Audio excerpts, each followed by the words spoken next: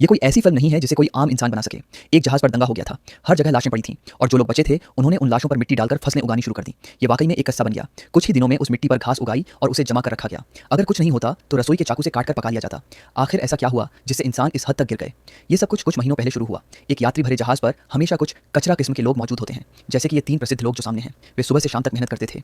वे बहुत मेहनती थे। फिर आते हैं ये जुआरी। उन्हें पता है कि ये धोखा है, फिर भी खुद को रोक नहीं पाते और पैसे लुटाते हैं। ऐसे लोग सताए जाने लायक हैं। मुझे उम्मीद नहीं थी कि पूरा जहाज जुआरियों से भरा होगा। यहाँ तक कि जहाज का स्टाफ भी खुद का मजा लेने लगा।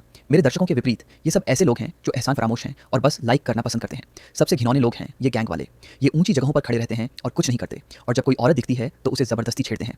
रात होते ही जब लोग ध्यान नहीं देते तो ये लोग शियाओ मेई नाम की लड़की को ढूंढते हैं और उसके साथ खेल खेलने की कोशिश करते हैं। जल्द ही उन्हें गैंग ने पकड़ लिया और उन्हें जबरदस्ती ऐसी चीजें करने को मजबूर किया गया जो बयान नहीं की जा सकती। खेल खत्म होने के बाद वे शियाओ मेई को घर वापस ले जाते हैं और अधिकारियों को खिलौने के रूप में सौंप देते हैं। सिर्फ उसके पैरों को देखकर ही समझा जा सकता है कि शियाओ मेई एक कलात्मक रचना है, इसलिए वे कुछ गलत नहीं कहते और जीव विज्ञान का ज्ञान सीखते हैं। 3 सेकंड बाद अधिकारी बाहर निकले और कुछ गोपर्स जानवर जैसे पात्र से टकरा गए। ये असली जैविक बच्चे नहीं थे। गोपर्स बहुत समझदार थे।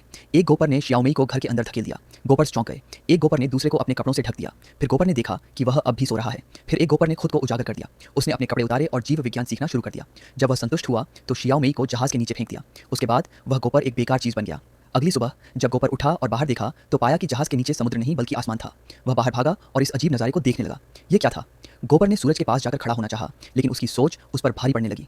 जल्द ही गोपर को इस समस्या की गंभीरता का एहसास हुआ। दूसरी ओर गोपर और अधिकारी पसीने से तरबतर हो चुके थे। ये बहुत ही अन्यायपूर्ण था, लेकिन आम लोगों के पास कोई रास्ता नहीं था।